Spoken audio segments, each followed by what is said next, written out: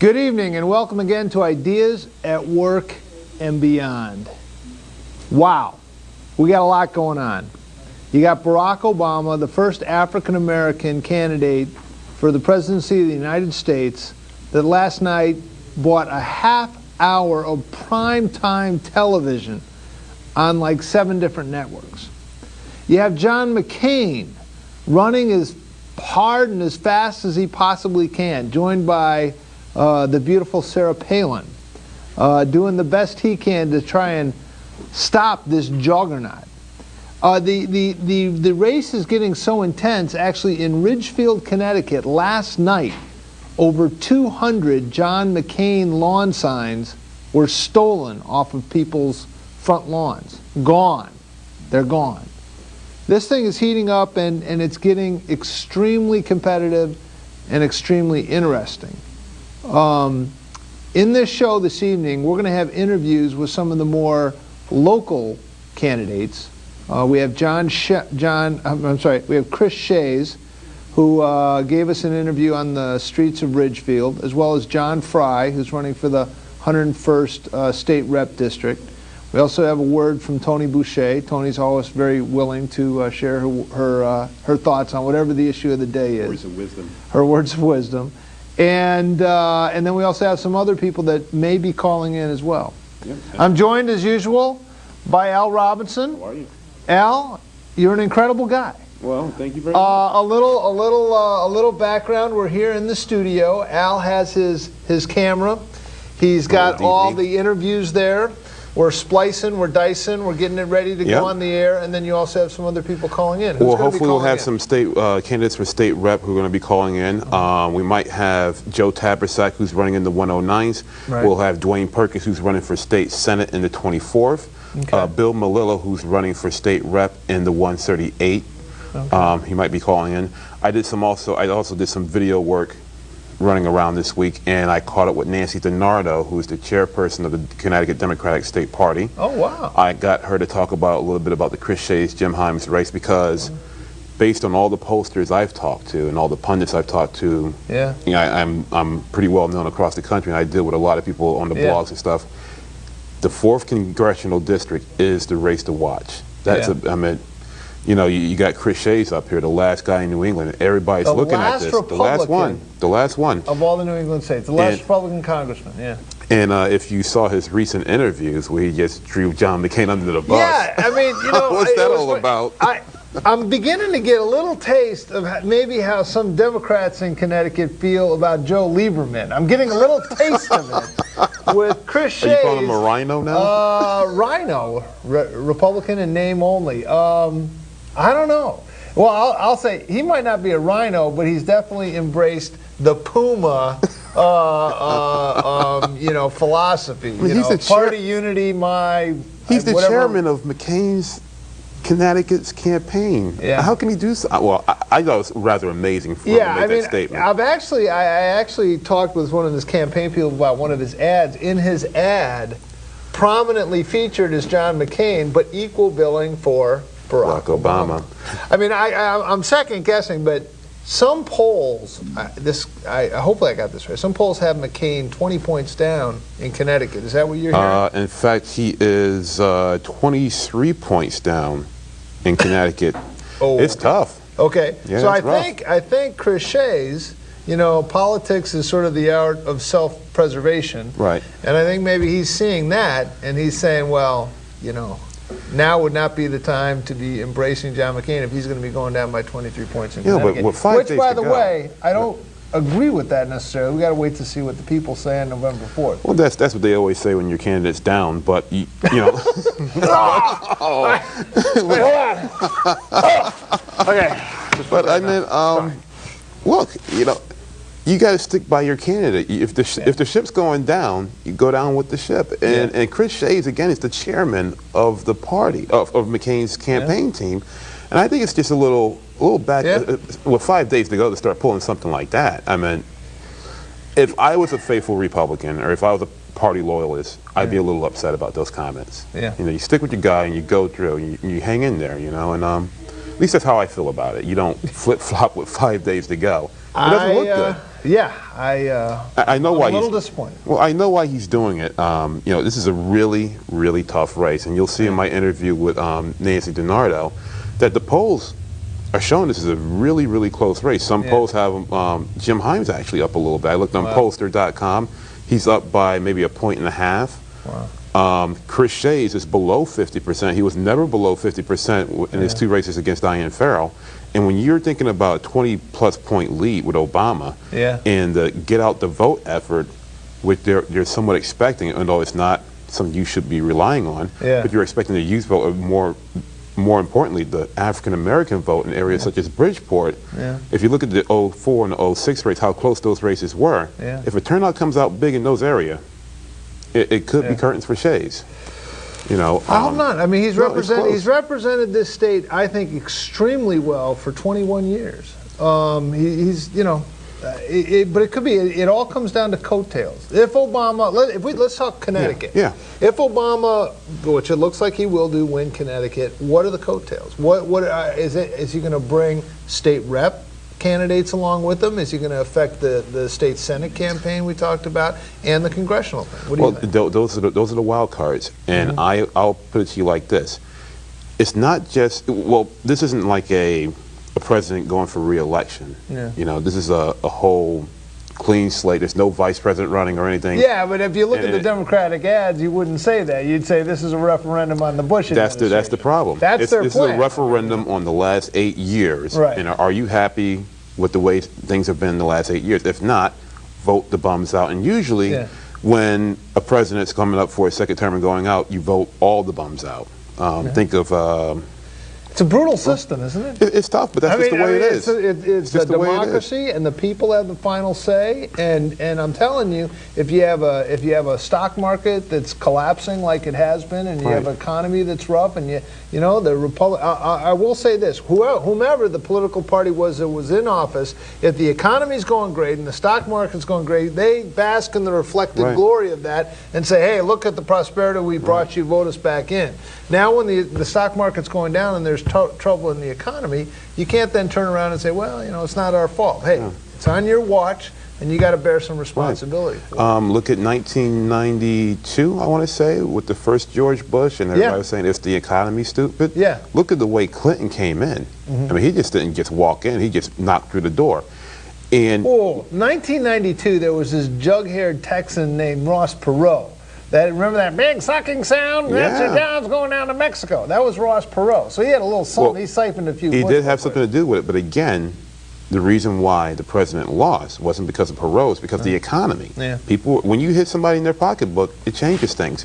And the economy right now, I would say the economy it was the nail in the coffin in McCain's campaign. Although election day hasn't come up yet, but look at the poll numbers. Let's not write the obituary just yet. Remember when I told you throughout this campaign season, I don't look at poll numbers till maybe like a month or so before it's time until it's election day. And if you watch the poll numbers, you had the Sarah Palin factor. She was interesting. She was nice until she did a couple of interviews.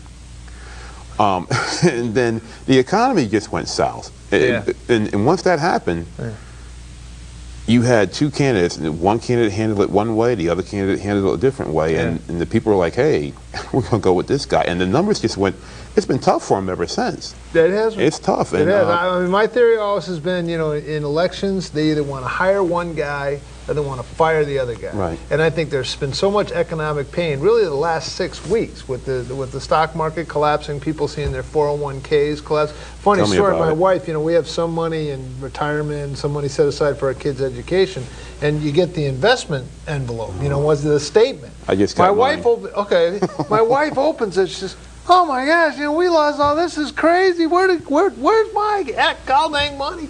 You know, so her answer was, next month when that envelope comes, I'm not opening it. That's for sure. Absolutely. So that's her approach. You know, ignorance is bliss. I opened up mine. I was like, I almost passed out. But I got a call from my mother. I think I talked about this before. They opened theirs, and they're coming up on retirement. And it broke their hearts because years of struggling, overtime, putting myself through school, my brothers and sisters through school, slaving, basically. It's all gone. It's all gone. And what are they going to do? I'm 39. My parents are 59. Yeah. And what are they going to do? Yeah. So when you have those things happening, especially those older people who vote, they're like, hey, we got to get you guys out of here. If there was more time, and you could sit back and relax and say, hey, what did Chris Dodd have to do that brought your parents to that envelope moment? What did Barney Franks have to do? What did some of the Fannie Mae, who was getting donations? There's a story to be told.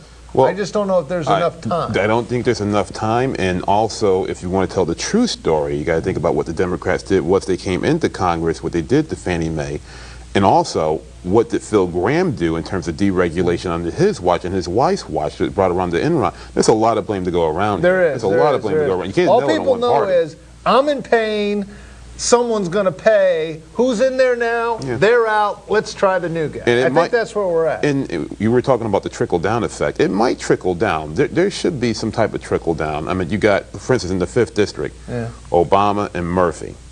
Yeah. Now, there's a reason why there's been no polling in the 5th District. And no pollsters have been here or anything, because the 5th is basically a lock for Murphy. You know, I'm sorry to tell you Cappiello people, but it's over.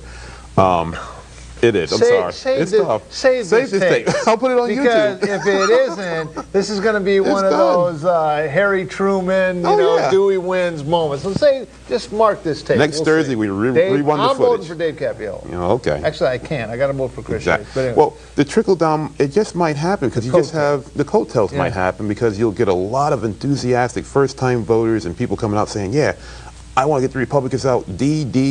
Yeah. You know, because most people, unless you're in the know or an inside junkie, you don't know about these local races, the state reps or your states, and you don't know who they are. You just see the number, letter D. I mean, how many people really know Dwayne Perkins or David Cappiello or John Fry or Tony Boucher? I would like to think that John Fry has he's been representing the town of Ridgefield, which is the 111th state rep district for over 10 years. Went to Ridgefield High School, very well known. So I'd like to think, even if there's this momentum, Obama and Himes, I think people will make the crossover for John Fry and some of the other ones. I hope they, That's your again. That's going to be a wild card factor. I mean, Fry's gone up against Di Masters, who's a very capable, qualified candidate, who is a Democrat. You have to. It's hard to put that into consideration. How many numbers are going to cross over on that party line vote? Thank God we don't have the old party lever. Things anymore. And it's interesting because I think for years it was the Republicans that wanted to get rid of that. But now we have a governor at the top of the ticket, which it might become a favorable thing. We'll see how it goes. I just think that in terms of races in this area, the 4th District is the one to watch without question. If Bridgeport comes out with a big turnout, I think Bridgeport is going to decide who's going to win that race. If they come out big, then is he going to be able to make up for it in some of these other suburban towns? And even in some of the suburban towns, the Republicans aren't, universally happy campers at this point. Well, I mean, they're the ones with the 401ks. The ironic thing with Chris Shays is he had Diane Farrell, who was a very, formidable candidate. He beat her, but then she kept coming, and here she comes the second time. Second time's a charm, and he beats her back the second time. So you would have thought, wow, this next race he should get a bit of a, there's going to be someone new coming at him, but he's going to get a little bit of breathing room. But here comes the economic collapse, and boy, he's in the fight of his life. When you're sitting around embracing the president, which most people are like, it's your fault. It's that president's fault. I mean, the president. There's a reason why the president and Dick Cheney were not featured at the Republican National Convention at all. Didn't they phone it in or something? They get a conference call. Come on, when's the last time you heard that? How y'all doing there in Minnesota? Yeah, we love you. George Bush here. You might live in a house that's white. Okay. We have a lot coming on. Right. We have some tapes. Before we get to that, we're going to have the weather and some sports and other exciting things. So we're going to go to that, and then we're going to go to some of these interviews and get to the calls. Okay. All right. Fine. So we'll go to the weather and sports.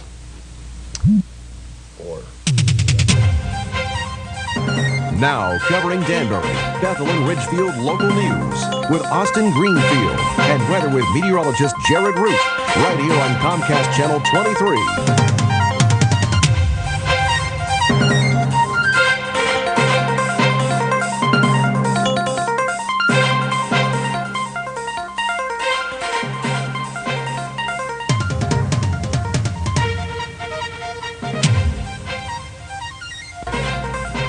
Hello and welcome to another edition of Ideas at Work and Beyond News and Weather.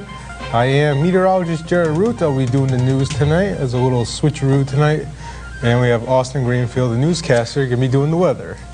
All right, let's get right into it. We got a story about 3 charges and an assault over a television set. Danbury, 3 men were in custody Wednesday evening after they allegedly assaulted a Danbury man over a dispute of a television set. The attack occurred shortly after 6 p.m. on Benson Drive. The suspects were taken into custody a short time later on Spring Road.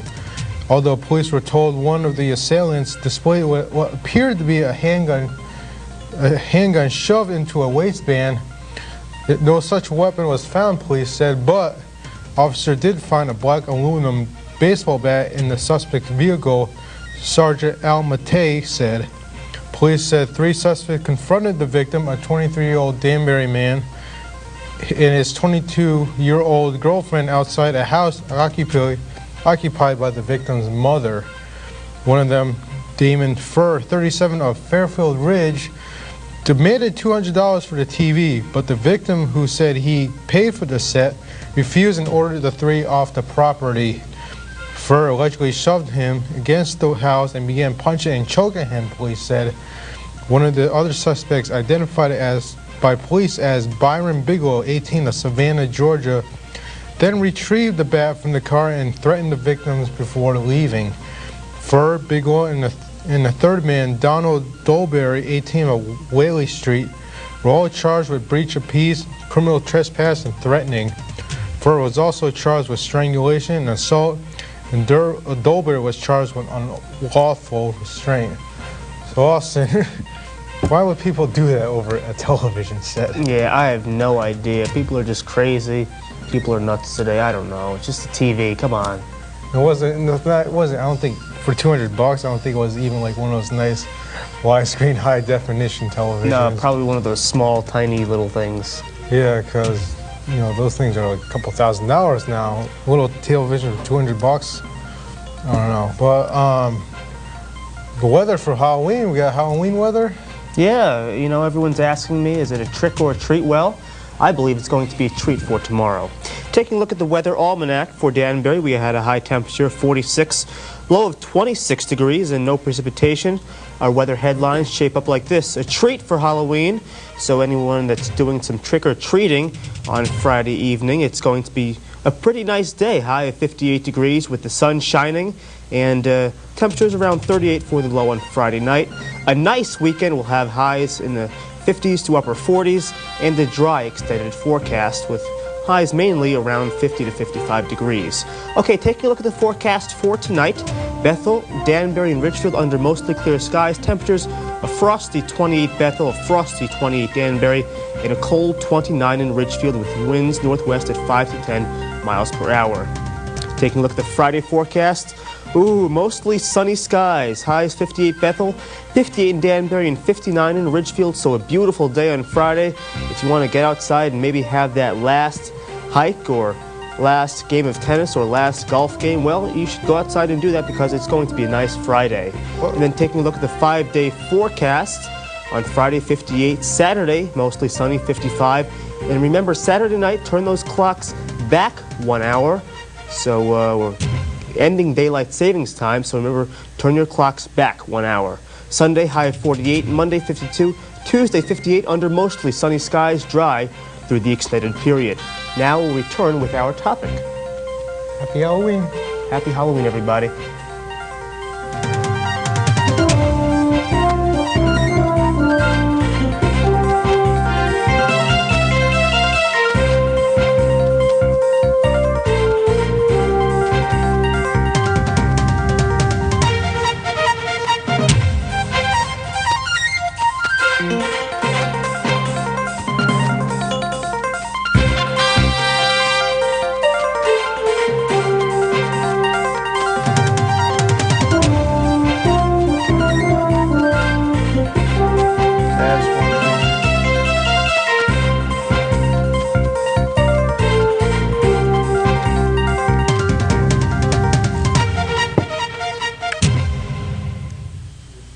Welcome back to Ideas at Work. In this fast-moving program, we're going to go right to Chris Shays, and we did a street-side interview with him at the Halloween Walk in Ridgefield. And also, Al Robinson did an interview with Nancy DiNardo, the Democratic Connecticut State Chairman of the Democratic Party. So we're going to go to the videotape. Or we might not. We might just look at me and wait. And now, go to the videotape. And Congressman Chris Shays has taken time out of his busy schedule to have a few words with us. Or I could take this time to do fancy pencil tricks.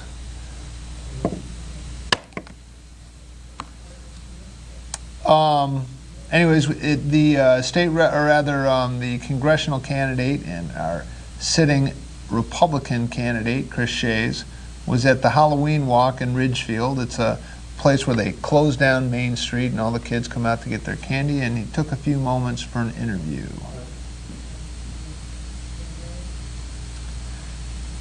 And that interview is coming up shortly.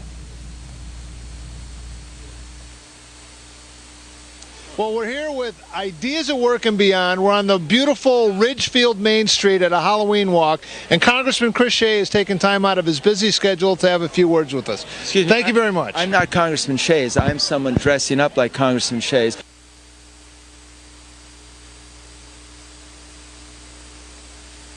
Well, we're here with Ideas at Work and Beyond. We're on the beautiful Ridgefield Main Street at a Halloween walk, and Congressman Chris Shays has taken time out of his busy schedule to have a few words with us. Excuse me, Thank you very much. I'm not Congressman Shays. I'm someone dressing up like Congressman Shays. This is Halloween. You don't understand.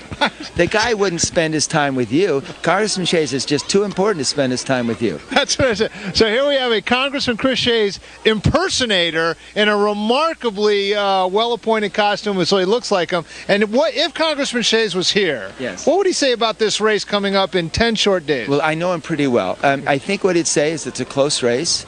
I think he'd want his constituents to know that he's independent, he's bipartisan, and that because he's independent and bipartisan, that he does a really good job. That's what Congressman Shays would want you to know. If Congressman Shays was here, he would say that. Yes. Well, Congressman Shays has... And you know what? And he wouldn't say this, but I can say this about Congressman Shays. Okay. He's really a nice guy. He's really a good guy. Okay, not only that, but Congressman Shays has represented this area for 21 years. Right. I mean, I've seen him in action. People know him from the days when he was riding his bicycle around the district. Well, he only gets better. And see, and the reason is because he listens, he learns, he helps, and he leads. Yeah. And then he listens again. He's been trained by his constituents. So one of the things that when I hear Congressman Shays talk, he tells people, you know, he's been trained by the best school in the country, and that is the constituents of the 4th Congressional District. So, I mean, I'm an impersonator of Congressman Shays. It is Halloween, but that's what he would want you to know. Yeah, well, I agree. I mean, that's the one thing. I know this is an interesting political cycle, Yeah. but all kidding aside, I think you've done an incredible job representing the people here. You know the people. Excuse me, you have experience with them. Let me get Congressman Shays. Let me get him Okay. a second. Hold on one second as we break through the magic of television. Now we have... Ladies and gentlemen, the real Congressman Shays is just... You won't believe it. There's a guy impersonating you running around here. He's running around in a Peace Corps hat. You know, it's just really amazing. But fortunately, he represents me well. Okay. So, Well, now we have the real Congressman Shays, and he's here on Ideas at Work and Beyond. Congressman Shays, Yes. you have an election coming up. Yes. You've represented this district for 21 years. Yes. You know these people. You have your ear to the floor. Right. What are you hearing? What do you think is going to happen? Well, I mean, we have 4 really huge crises. One is an economic crisis brought down by Wall Street. We have a real need to address our energy crisis. How are you doing? God bless. Thank you very much. Thank you. Thanks. They love you. I'm telling you, they love you. That was my brother. Oh, okay. The energy crisis is a huge challenge for us. We have a national security crisis that we've got to deal with, and then we have an infrastructure crisis. We need to rebuild our roads, our bridges. We need to rebuild our our energy infrastructure and our water infrastructure as well. Okay. Well, now it's interesting because 10 months ago, Iraq was the big thing. Now they're turning over authority to the government of Iraq in some of these Fallujah and other towns. Oil prices were a problem. Now the gas prices I saw today were below $3 a gallon. Yes. But we have this economic meltdown on Wall Street, and people are frustrated, and it seems like they want to express themselves. What are you doing to try to alleviate that? Well, first off, the first thing I need to do is deal with that economic crisis brought on by Wall Street. We don't want Wall Street to bring down Main Street. And I think we've made some smart decisions in the last few weeks to deal with the whole liquidity issue and to deal with capital assets. We're also trying to help people hold on to their homes who can afford to make the payments. We're not going to help people who literally can't keep affording to make the payments. But we've got to know where the bottom is in this crisis, and from once we know the bottom, I think you'll see people really jump in. But Warren Buffett made a very important point. He said when people are greedy, he steps away, and when people are afraid and fearful, he jumps right in. He has faith in ultimately the fundamentals of what makes our country strong. Yeah, they're saying when people are greedy, you need to be scared. But when people are scared, you need to be greedy. So you're saying, are you investing in the stock market right now? Let me tell you, I was raised as a good Christian, so I don't think being greedy is good. Can we think of another word? You're eager to turn a profit when people are scared. That's not a good thing. Well, listen, thank you very much for taking your time. Great interview. You are one of the best interviewers I've ever met. And that impersonator of Chris Shays, I think, is remarkable. It's almost like, the Sarah Palin and the one on the... the Sarah Palin on Saturday Night Live. It's amazing. Well, listen, thank you for taking your time. Now you're off to Norwalk, and appreciate you coming to Ridgefield and talking to the people. Thank you. Thanks very much. I just want to talk about all the races that are happening in the area here. Why don't we just start off with Jim Himes and tell me how you feel about his campaign and his chances against Chris Shays. Oh, I think he has a great chance against Chris Shays. And obviously the latest polls, our internal polls, show him up by at least 3 points. The national polls that have been done independently show it at a dead heat, and I think that's absolutely fabulous. Chris Shays has never been below 50% when he ran against Diane Farrell, so the fact that he is low in his numbers certainly is an indication that we are going to take this seat this time. Chris Shays has been wrong on the economy, and he's wrong on the war, and the people in the 4th District are now seeing that. They used to think of him as an independent. Well, he hasn't been an independent person in a long time, and people are fed up. So I do see that as a great victory for us. Now, with the race so close, I think right now, with 2 weeks to go, it's all about the ground game and getting out the vote. Why don't you tell me how important it is for volunteers to come out and volunteer their time for Jim Himes, especially in areas such as Bridgeport? Absolutely. It is very important that the volunteers come out. We cannot afford for people to think because Senator Obama is up by 20 points in our district that it's a slam dunk. It's important that people do come out and help us with the Get Out the Vote operation in all of the cities, but also the towns, too, that they volunteer at their headquarters before time making phone calls and IDing people, but particularly helping to give rides to the polls and calling people on Election Day.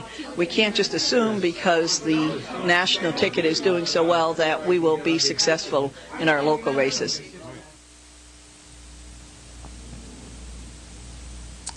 Well, those were some of the interviews with some pretty prominent politicians in Connecticut. Chris Shay and maybe the fight of his life.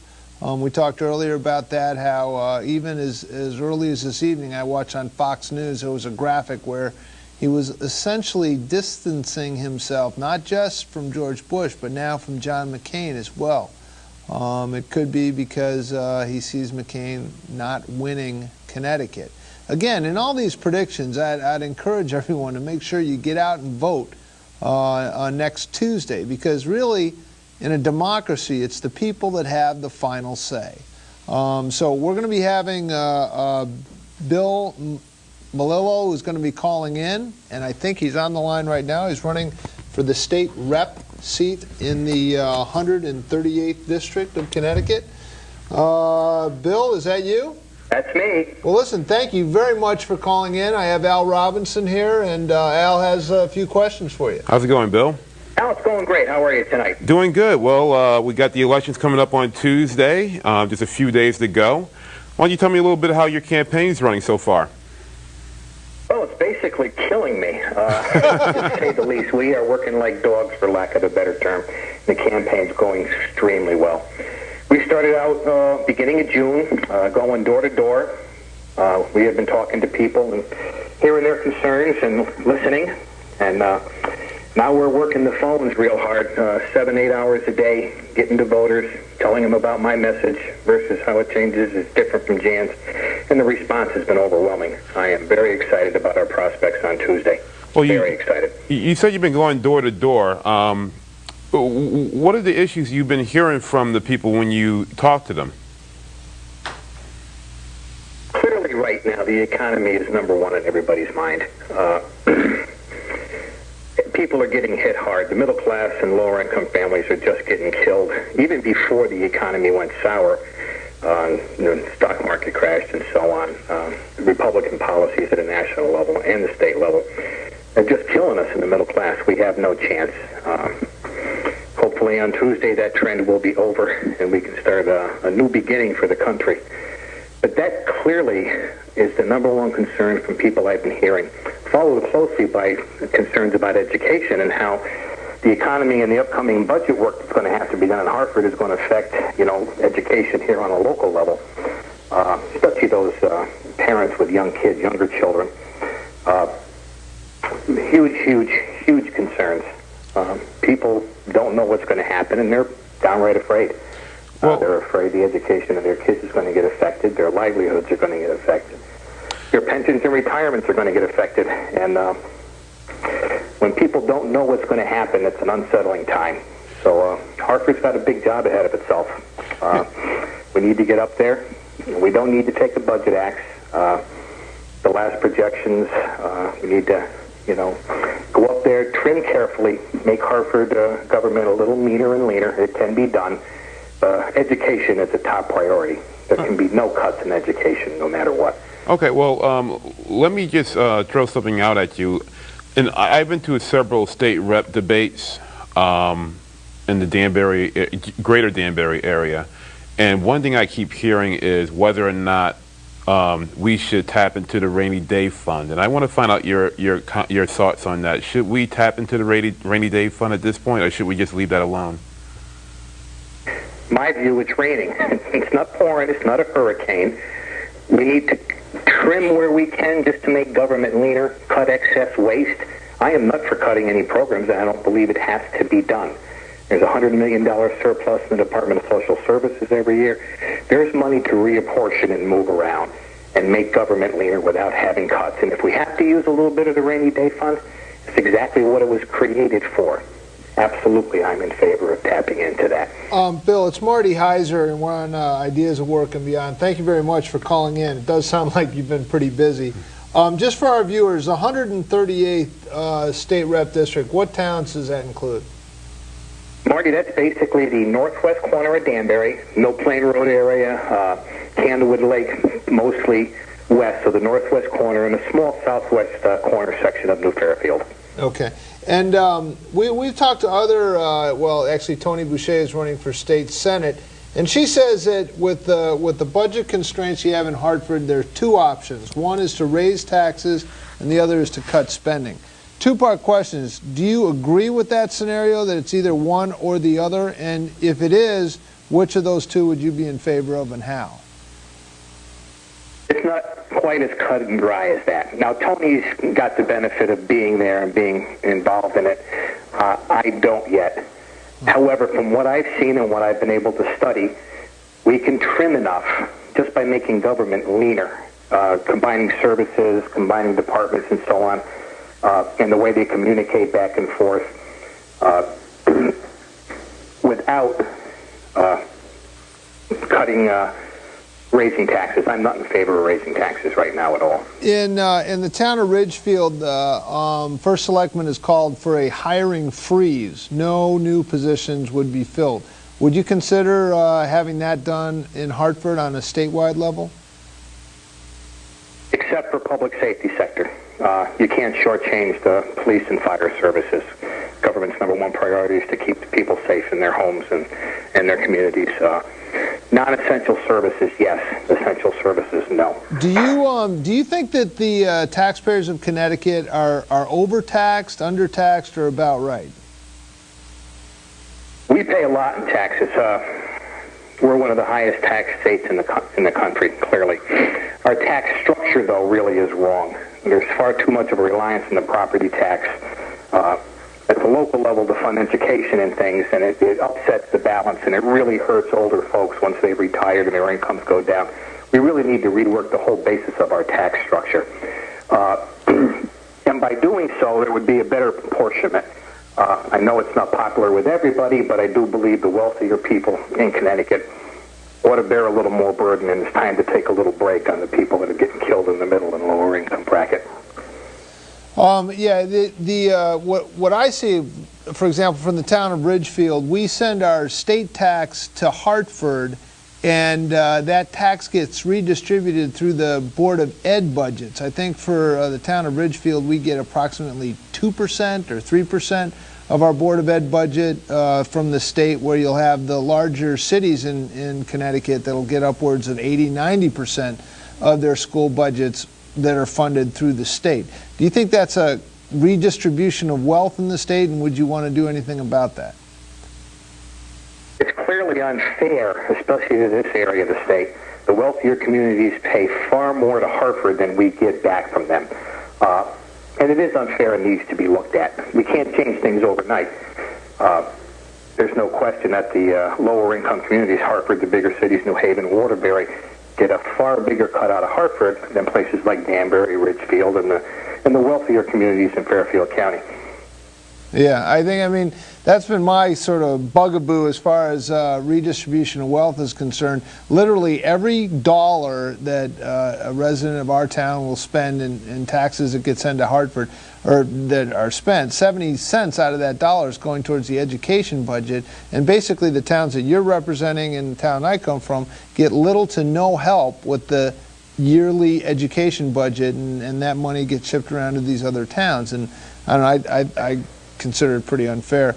Listen, I appreciate very much you calling in. Is there any way that people can get in touch with you if they'd like to help or anything like that? Would you like to give your number out over the air? Absolutely not a problem. My home number is 744-5737. You can get me here. You can call Democratic Town Headquarters, and I don't know that number off the top of my head, sorry to say. But call me here at the home. Leave a message on the machine. I'll get right back to you. We'll be glad to hook you up and get you to work. Yeah. Appreciate any help. Yeah, no, I know. And you got 5 days to go. It does come to an end. And really, in a democracy, if it wasn't for citizens like you and the incumbent in that district that are willing to take the time, I would assume that you have a regular day job as well. We really appreciate you taking the time and being a part of this glorious process we call representative government in a democracy. So I am more of the Republican ilk and wish your incumbent good luck. But I just appreciate you taking the time and throwing your hat in the ring. Thanks, Marty. It's been a real eye-opener. I'm excited. Okay. The process has its flaws, but you know what? It's still the best there is. Yeah, and boy, I'll tell you, the voters have the final say. You know, we can speculate and what have you, but the voters do have the final say. So thanks a lot. Appreciate you taking the time. Thanks, guys. Have a great night. Yeah.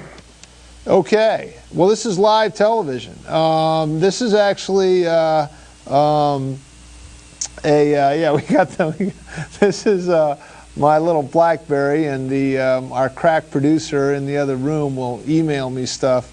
But we have coming up some more interviews. We have something with John Fry, who's a state rep from the 111th District. We have something also with his opponent, Di Masters, and Tony Boucher. And I think if they're queued up, we'll probably go to them. But they're not queued up just yet. Our phone number here is 792-4101. 792-4101. And we'd like to get your input on how you see this election unfolding.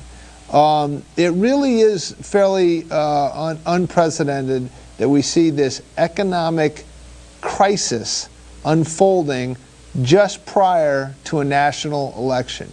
And it's a national election in which there isn't an incumbent who's running again for the presidency. It's two new candidates that are seeking the highest office in the land. So it's it's a pretty exciting time to go. I think they're going to be ready for the interviews, which we'll go to in, I would say, maybe 3 seconds. If I was to go 3, 2, 1, let's go to the videotape. Maybe I could give the I'm telling you, countdown one it more is time. wall 3, 2, to 1. wall, little kids in costumes on sugar highs and Halloween candy and public servants. And right now we have probably one of the pillars of the community, John Fry. He's being reelected to the state representative seat, I think 5 times. This will be your 6th time? That's correct. Yes. And what I would like to do, if we could briefly, first of all, I was with you at the football game last night. You seem to know everyone in town. When did you graduate from Ridgefield High School? Well, I graduated in 1981. My parents moved here when I was 3, so I've been here for 42 years, so a long time. And what's nice about it is you get to run across people who, the school nurse from when I was at Veterans Park Elementary School, and parents of kids who I was in choir with, and I ran last night's football game. Probably 7 or 8 classmates of mine from high school, so it's fun. Old neighbors, Well, what I would appreciate, I've noticed in some of your newspaper advertisement, you literally map out the town of Ridgefield, and you can go from the Playhouse to school renovations to Ballard Green to expansion of Route 7. Just give us a little bit of a rundown of what you've had your hand in as far as enhancing Ridgefield. Well, I like to think I've been able to make Ridgefield better. Not just with money stuff, but as far as helping capital improvements, it's been, from after the Cass Gilbert Fountain got smashed up, we got $100,000 for that, to the community center, the Boys and Girls Club, the Playhouse, Town Hall. We have a new Meals on Wheels, the Boundless Playground down at Parks and Rec, Tiger Hollow. I guess the Ballard Green would be one of the ones that I'm most proud with. We just broke ground to build 12 new units of elderly housing, and we're rehabilitating 59 units there and nearly 100 units up on Prospect Ridge. So it's a $14 million project that isn't costing the Ridgefield taxpayer, out of our budget, anything. Yeah. Just to give sort of a perspective on this, 2 quick examples. Ridgefield got state money for open space at Bennett's Pond. Right. Now, how much money in the open space pool was available to the state, and how much did Ridgefield get on that, if you can say it? I think that year, it was back fused, but I think that year there's $20 million available, and it's a matching fund kind of program. So we were able to get $4.5 million. The state actually had committed up to $5 million, but it was $5 million or 50% of the price. So we paid $9 million, so we got $4.5 million to preserve that 400 acres. So to me that bespeaks of your just fantastic representation of Ridgefield in Hartford. There's $20 million available. There are 169 towns in the state, and you were able to get $4.5 million for Ridgefield. It was pretty competitive. Let's leave it at that, and we're very happy. Plus the means by which the town, was at eminent domain. It was the first time the state participated in acquiring property that was taken by eminent domain for open space. It was legal to do that. It was the first time the state contributed in its acquisition. So we had some challenges there, but it's still something I look back with great pride to having helped. That open space is set aside. It's one of those things where you can walk with your great-grandkids on that land, and it'll be there forever. Absolutely. Appreciate it very much. Last question, your relationship with a very popular Governor Jody Rell. If you need something for this town, given your tenure in Hartford, what's your relationship with her, and what are you able to do because of it? Well, I've known the governor since she was a state representative, so I've known her a long time, and have a very good relationship. I just have a very good personal relationship with the governor. It's one thing I've learned long ago is, give your word and stick by it. And, if for some reason you need to change, let the person know. And the governor has always known where I've been coming from on the issues. I know not to abuse the relationship. I call her when necessary. The nice thing about it is, her commissioners and her staff, know how close I am with the governor. And I don't push that relationship, but it has come in handy, certainly in getting the funds to widen Route 7 and other projects and other constituent issues that come up. So it's been. Well, here with Ideas at Work and Beyond, we're here with John Fry, Main Street in downtown Ridgefield. People are applauding for you. I think you're very beloved, and good luck on Election Day. Thank you. Okay, I'm here with Di Masters, who is running for the big position of state rep here in the area. Why don't you tell me how your campaign is going right now against John Fry? I think my campaign's going very well, thanks. I'm going door to door. I'm seeing as many people as I can almost every day, depending on the weather now, and I'm getting great feedback. Okay, perfect. Now, I just saw you at the debate a couple of weeks ago down at the Ridgefield Playhouse, and I heard a lot of good feedback between your debate with John Fry as well as John Hartwell's debate with Tony Boucher. What are the big issues you think are, when you go knocking door to door, what are the big issues you're hearing from your constituents? You know, over and over again, I hear people concerned about, obviously, the economy. Even when I first started this race, my overriding issue was property tax reform. I started because after 3 years of working on the budget as a selectman, I realized that it was important to find a different way to finance the services for Ridgefield. And it was important to go to Hartford and work on that issue. Economic development on the state has been an overriding concern of mine. I think that it's important to bring grants back to Ridgefield for projects.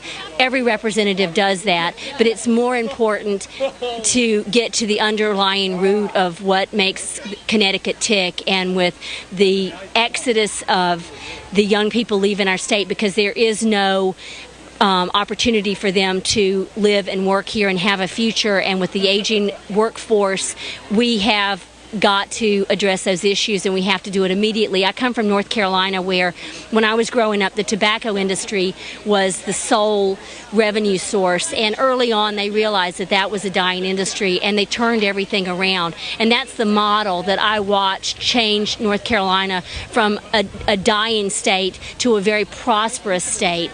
And that's what's in the back of my mind when I look at the future of Connecticut. I know that we can do better. I know that if I have an opportunity to go to Hartford, I can do better. Okay. So I'll give you a shameless plug right now. Election day is a few days away. Why don't you tell the people why you feel you're a better person for the position of state rep as opposed to John Fry? Well, I know that the experience that I bring from a career, an international career in finance, from 15 years as an elected official in Ridgefield, working on Ridgefield issues, my family is large and vast, and I've been in the school system for 18 years. And the community work that I've done on almost every project in this town has been the sweat equity that I've put in it, as well as the approval process that I put in it. I know it from the ground up. It's not just a matter of the personal support that my family's given it, but it's also that sweat equity. I know the issue so well that I know that when I get to Hartford, I am really the voice of Ridgefield. You know, the state motto is those that are transplanted here also can prevail, or can, you know, be part of the community. It's not just about being a home person or being a townie. I was, you know, embraced here immediately as a person that is really from here by people like Barbara Sarah Filippi and Dora Casavecchia. They made me feel like this was my home, and we've made it our home. And so I feel very confident that I do represent the diverse community of Ridgefield, and I am a proactive representative. I look for the problems, I find the facts, and I look for creative solutions. And by the way, every single elected position that I've taken, I've worked with every party, every person that I've worked with has agreed that I find the solutions not based on party. So I have no fear about being partisan when I get to Hartford. I will work with everybody to find the solutions for the state, and that will benefit Ridgefield. All right, great. Well, I don't want to take a lot of time away from you. When election time comes up, all you got to do is right there, vote 4B. And thank you very much for your time. Okay. Thank you so much. I appreciate it. We're still here out on Main Street in Ridgefield, Connecticut for the Halloween Walk. This is one of the best attended events. It's so fun. You see all the little kids. Hannah Montana costumes are really big this year. They're the ones with the head-based microphone. Hannah Montana. They're very big. Batman was making a bit of a comeback, and it's just a lot of fun. We're lucky to have Tony Boucher, who is a Republican running for the 26th State Senate District. Tony, it's, 9-10 days till Election Day. What can you tell the viewers and the members of the 26th State Senate District why they should vote for you in these closing days? Well, I can tell them that I'm the only one in this race that has a proven record of getting any results for our district, and that we certainly succeeded last year and the year before to bring to the public a no tax increase budget when the other side wanted to pass a $1.6 increase in taxes to us. Imagine where we would be today if that was our budget right now. We would be further in the hole and not just staring at a $300,000 or $300 million deficit, but we would be staring at something much larger. We've been through these times before. We've gotten through it. Now it takes that kind of fiscal discipline to take that from the House and into the Senate, and we have to help the governor because both of us agree we cannot pass on another tax increase to an already overtaxed Connecticut taxpayer. We have to cut spending. We have to cut it now. And if we don't do it and we spend down the rainy day fund on the first shot, those expenses just continue to grow in the next subsequent years. So it's going to take a lot of hard work, but I think we can do it. We've been successful in the last 2 years. We're going to certainly work on it in the next month. All right, I want you to compare the concept of circle the wagons and a great Western, where the settlers are being attacked. They need to circle the wagons. And the Republicans in Hartford. Just go down the raw numbers. How many state senators are there? How many are Republican? How many are Democrat? And the same for the House. Well, that's a very good point, because in the Senate, we have 36 senators. The governor has only 1 vote margin to veto anything, and that's going to be critical. Out of 36 senators, how many are Democrat? How many are Republican? There's 13 that are Republican at the moment. 13 out of 36. That's right. Now that dynamic could change, but honestly, the only way this Republican governor can reach a compromise and actually have any leverage in negotiations is to keep that 1 vote margin. That's why it's critically important to keep this Senate seat. And in the House, there are 44 currently out of 151. So there's not really a lot of balance. In fact, the tax policy's really been driven by one party over the last 30 years. And quite frankly, the governor is in the executive branch. She can propose, but she can't decide. The legislature can not only propose new tax policy, but they make the final decision. Okay. So we really have to give her a lot more negotiating power. All right, so basically, for those of you scoring at home, Connecticut is the most highly taxed state in the country.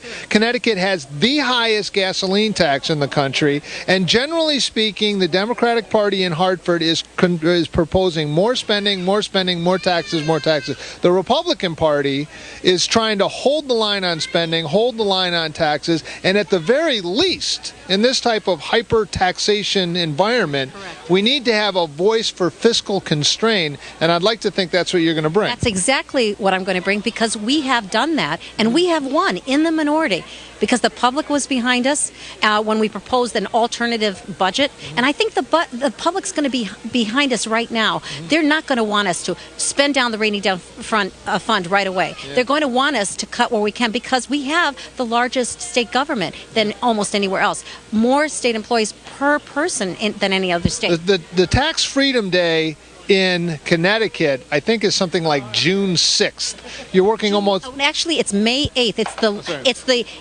latest. It's the latest date in the country. In other words, you're working for paying for state government up to May 8th. After that, you're starting to finally work for yourself. But it's been disincentivizing a lot of people and businesses to stay here. We have found, that by analyzing, we've gotten this number from our Department of Revenue Services, we analyzed how many people left the state in the year 2002 and 2003. It was over 800 people.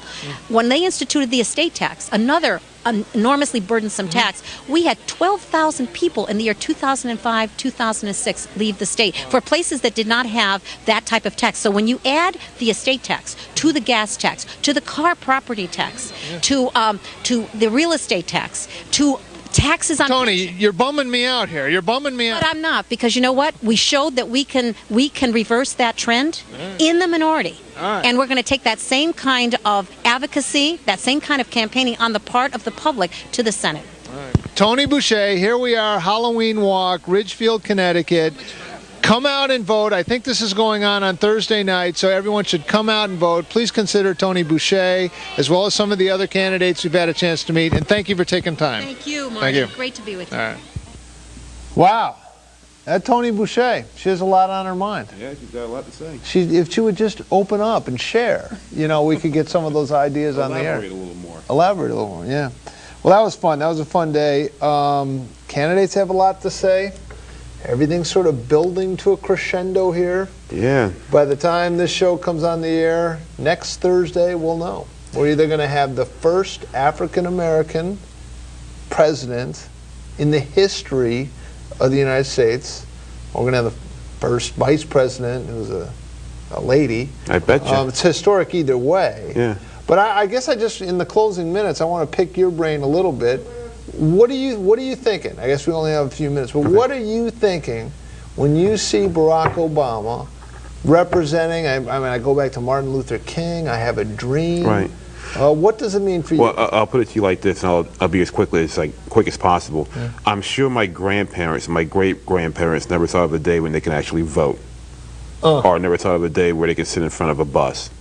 I'm sure my parents never thought about a day when they can go in and apply for a job or apply for a home loan and be guaranteed that loan, or be respected in the same way as their Caucasian counterparts.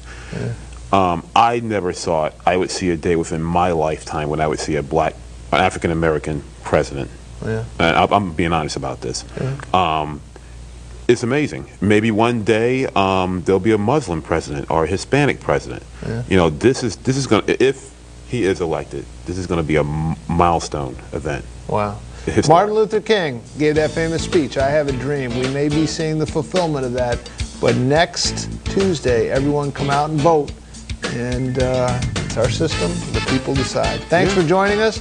We'll see you next week. We may have something about Pathway Academy, and we'll know soon. Thanks for joining us.